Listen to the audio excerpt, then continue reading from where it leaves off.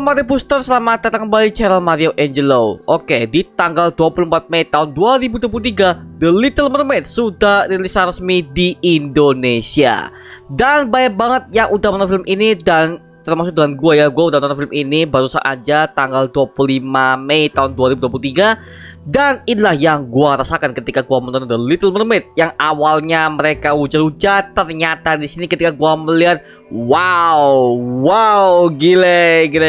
Oke lah ya, kita langsung bahas semuanya menurut pendapat gue, dari positif dan negatif yang gue dapatkan ketika gue menonton The Little Mermaid. So, kita akan bahas semuanya di video kali ini. Oke, mohon maaf ya kalau gue nanti pas review ada spoiler dikit, karena literally ada satu hal yang penting banget yang harus gue jelaskan di video ini. Jadi nanti akan berbasis spoiler dikit ya. Jadi buat kalian mungkin belum nonton The Little Mermaid, mending kalian tonton dulu filmnya di bioskop. Habis itu kalian bisa kembali ke video ini untuk melihat review dari kita. Oke, so kita akan bahas semuanya di video kali ini. Tapi sebelum itu jangan lupa tekan tombol subscribe, karena kalau kalian tekan tombol subscribe dan like video ini sebanyak-banyaknya, dan juga share video ini ke teman-teman kalian, maka gua akan lebih semangat lagi buat video untuk kalian. So Mario Booster, let's break down this video.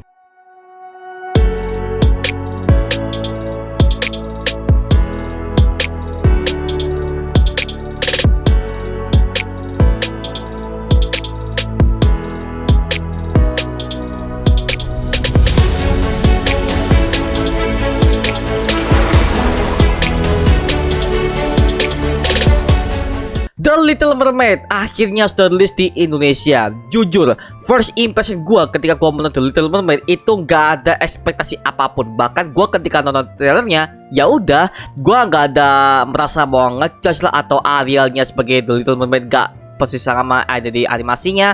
Well, gua nggak peduli, gua pengen tahu seperti apa hasilnya.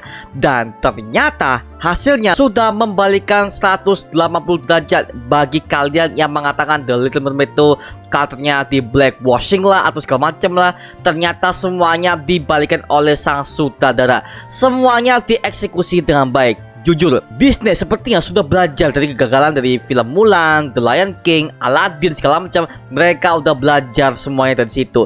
Dan ketika The Little Mermaid ini udah tayang, well, literally gue enjoy ketika nontonnya. Gue enjoy banget dan gue pengen tahu bagaimana plot line-nya segala macam. Literally hampir sama dengan versi animasinya. Jujur, mereka ambil 90% dari versi animasi Disney yang dulu tahun 90-an. Well, buat kita yang anak tahun 90-an, ketika kita udah pernah menonton Aladdin, Lion King, Tarzan, ya kan, literally kita kalau udah ada Disney, itu mereka selalu menyelipkan berbagai macam hal-hal yang berbau gimmicknya Disney banget. Nah, seperti apa? So, kita akan bahas semuanya di video ini. Untuk review positifnya dulu ya, karena gue akan bahas mana yang gue suka dulu ketika menonton The Little Mermaid ini. Yang pertama, development karakter utama.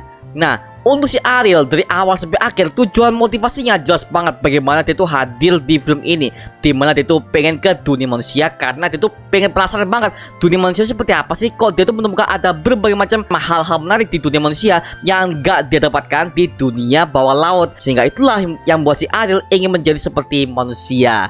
Nah, itu udah dijelaskan di trailernya banyak banget di semua berbagai macam promosi yang udah dikeluarkan oleh pihak Disney. Dan ternyata semuanya dieksekusi dengan baik.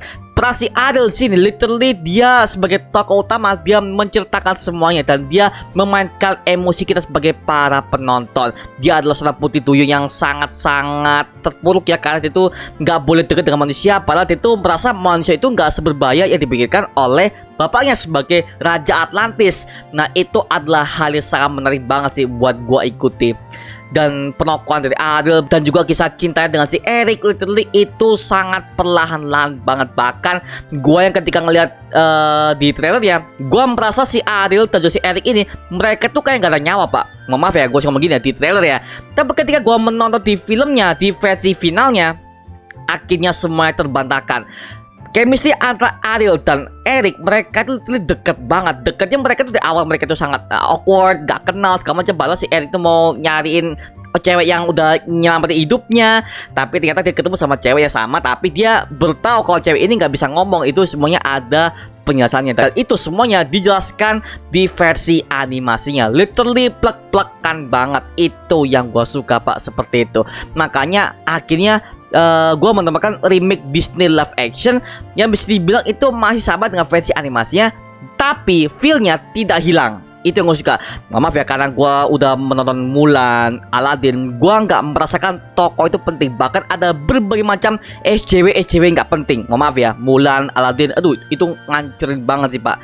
Makanya kayaknya di sini Disney udah belajar dari kesalahannya dan mereka mulai memperbaiki semuanya di pembuktian di film The Little Mermaid ini. Ya, gue nggak peduli ada yang blackwashing atau si Arnya nggak cocok dengan versi animasinya. Well, gua nggak peduli karena kualitas actingnya si Halle Bailey sebagai Ariel literally bagus banget pak. Seperti itu yang gua rasakan pak. Maaf ya, ini buat kalian mungkin nggak suka ya, gua suka banget pak. Tapi gua menemukan kenapa dia di blackwashing itu karena sutradaranya mengincar si Halle Bailey karena suara dan juga kualitas actingnya.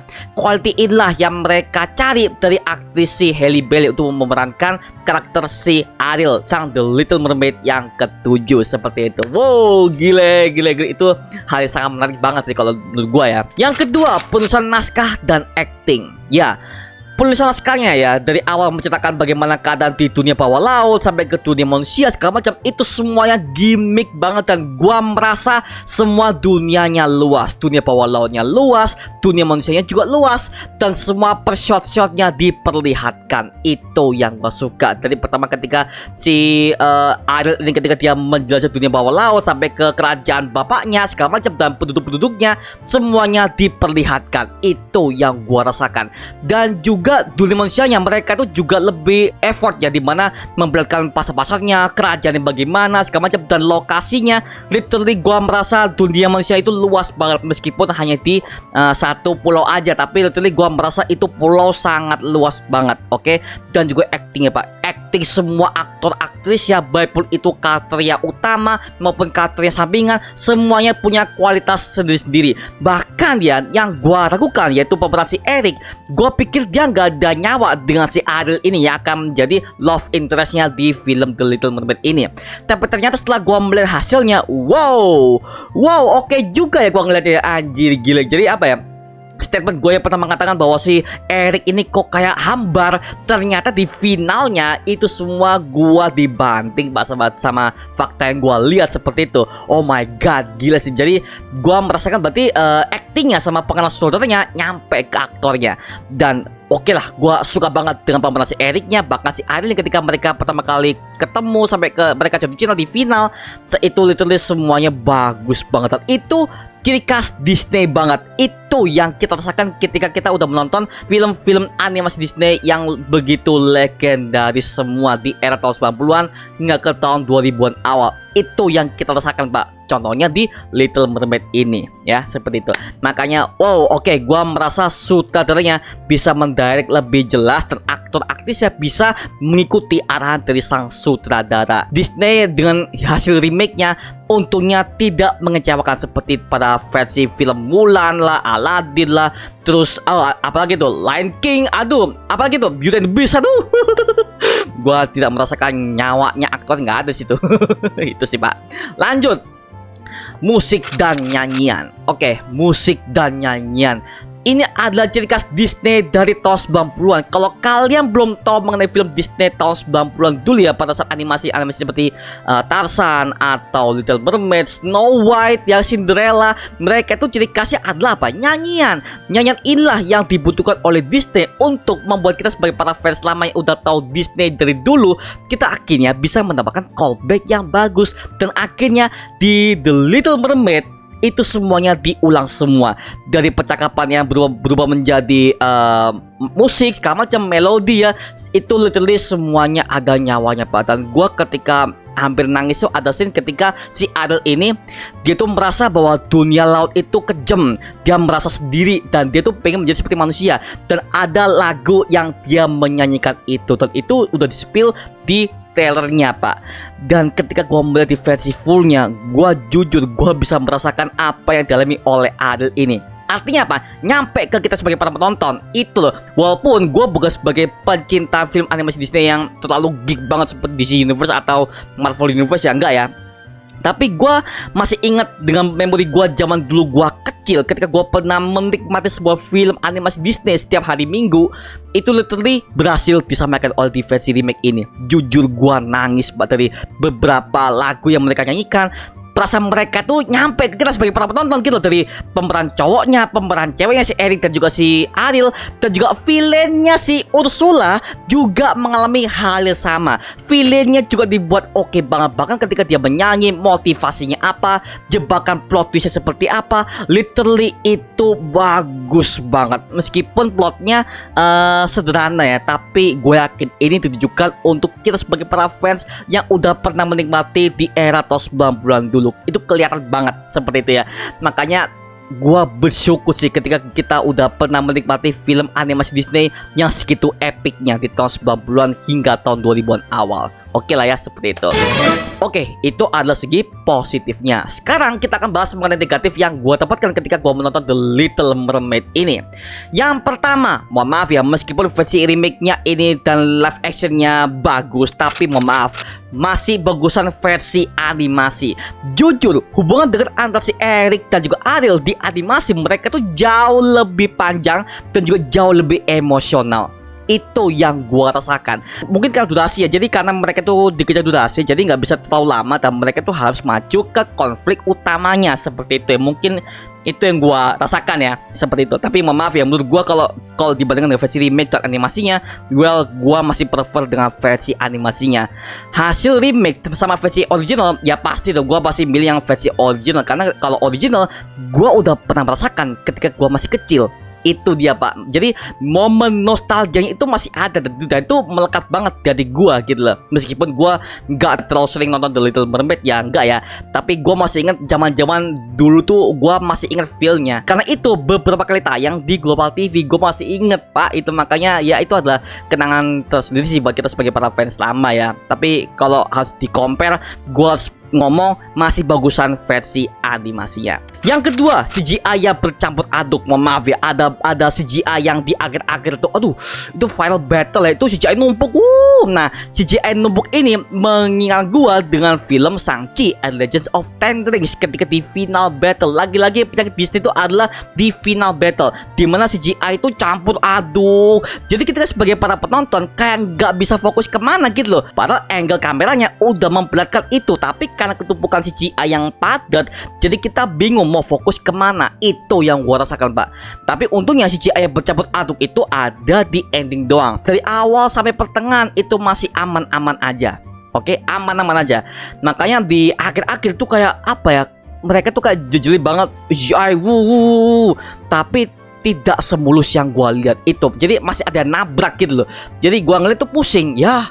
Elah gitu loh. Makanya itu yang gua sayangkan banget sih. Itu pertama udah jadi epic, tapi sayang banget CGI-nya numpuk, terlalu numpuk. Makanya gue sebagai penonton tuh kayak bingung, ini mau fokus kemana nih? Fokus ke sini, ke angle kiri, tapi contohnya CGI itu ada di kiri, tapi seolah kamera itu mengarahkan kita ke jalur yang kanan. Nah itu udah beda banget Pak ya, seperti itu. Itu yang gue rasakan Pak. Makanya aduh sayang banget di final battle CGI-nya yang bercampur aduk, numpuk gitu loh. Ya sayang banget sih, itu yang gue rasakan ya. Yang ketiga, banyak side karakter yang tidak penting. Mohon maaf ya, untuk semua saudara-saudaranya Ariel yang ada di versi live action ini, mereka semua tidak penting sama sekali. Bahkan kalau mereka itu dihilangkan di filmnya pun gak masalah. Karena mohon maaf ya, apa ya, di zaman versi animasinya semua saudara-saudaranya si Ariel ini, mereka tuh ada penokohannya, ada ngobrol dengan si Ariel seperti apa. Bahkan ketika si Ariel ini sangat terobsesi dengan dunia manusia, si mereka ini juga ada saling ngobrolnya, meskipun nggak terlalu intens, tapi well ada ngobrolnya. Mohon maaf, di film ini mereka tuh kayak apa ya, kayak cowok sendiri gitu loh. Kayak seolah si Ariel ini kayak seorang anak yang paling kecil, tapi dia nggak dianggap oleh semua kakak-kakaknya Pak. Itu yang gua rasakan terlalu jauh. Makanya gua merasa ya elah, nggak gini juga dong. Makanya gua merasa seolah bapaknya itu terlalu sayang dengan si Ariel. Ngerti nggak? Dengan ketujuh anak ini, si bapak itu terlalu sayang sama si Ariel, sehingga fokusnya bapak ini langsung ke Ariel, bukan ke semua anak-anak ini. Jadi apa ya, gue melihat semua anak-anak ini, mereka tuh nggak spesial di mata bapaknya sendiri. Jadi kita terlalu fokus ke Arielnya, itu yang jadi permasalahan. Makanya gue langsung ya elah, set kali gini mending gak usah dikeluarin gitu loh. Kayak karena ya gue merasa mereka tuh nggak penting, meskipun mereka dihilangin pun tidak masalah menurut gue ya. Lagi ya udahlah, ya, namanya juga ini ya, negatif ya. Jadi itu yang literally itu yang gue rasakan ketika menonton The Little Mermaid ini. Skor Skor untuk The Little Mermaid ini gua kasih nilai 8,5 dari 10. Oke ya, positifnya ada, negatifnya ada. Mereka semua seimbang menurut gua. Tapi gua bisa kasih 8,5 dari 10 karena feel-nya, Pak. Lagi-lagi momen nostalgia itu nggak bisa gua hilangin sama sekali di kepala gua. Jadi gua kasih nilai 8,5 dari 10, oke? Dan ini recommended banget buat kalian yang capek kerja, capek pulang sekolah atau mau nongkrong sama teman-teman. Well, cukup kalian tonton The Little Mermaid ini. Atau mungkin kalian habis tonton Fast X, mungkin coba kalian tonton The Little Mermaid ini ya. Dijamin film ini aman banget, gak ada gore-gore yang terlalu berlebihan seperti Disney pada umumnya. Dan ini sesuai dengan porsinya, PG-13, tapi ceritanya tidak maksa. Nah, itu dia. Jadi, wow, gua enjoy banget dengan The Little Mermaid ini. Silakan ya, ajak keluarga, ajak keponakan, ajak anak kalian, buat kalian para orang tua, silakan tonton film The Little Mermaid ini di bioskop kesayangan kalian. Oke, seperti itu. So, itu aja mengenai review kita mengenai The Little Mermaid yang dirilis pada tahun 2023 ini. Nah, sekarang giliran kalian yang udah nonton. Kalau kalian udah menonton The Little Mermaid dan kalian punya pendapat sendiri, tulis pendapat kalian di kolom komentar di bawah. Dan gua pengen tahu bagaimana review dari kalian, bagaimana komentar dari kalian setelah menonton The Little Mermaid. Terserah, gua pengen tahu pendapat kalian seperti apa. Oke, please tulis di kolom komentar di bawah. So, itu aja mengenai video review kali ini. Coba like, comment, dan subscribe untuk mendukung gua buat video mendidik dan menghiburkan semua. Karena gua janji sebisa mungkin gua akan buat video seperti lagi untuk kalian. Dan jangan lupa follow semua sosial media kita, Instagram, Twitter, TikTok, bahkan Spotify kita. Linknya udah gue siapkan di kolom deskripsi di bawah. Karena situ kita juga update beberapa konten terbaru buat kalian. Dan kalau kalian ingin join bersama kita di grup komunitas, langsung aja join di grup WA kita namanya Mario Pusat Official. Linknya udah gue siapkan di kolom deskripsi di bawah. Dan juga terima kasih buat kalian yang udah bergabung ke membership community. Nama gua Marangelo. Sampai ketemu di video berikutnya. Adios semuanya dan selamat malam.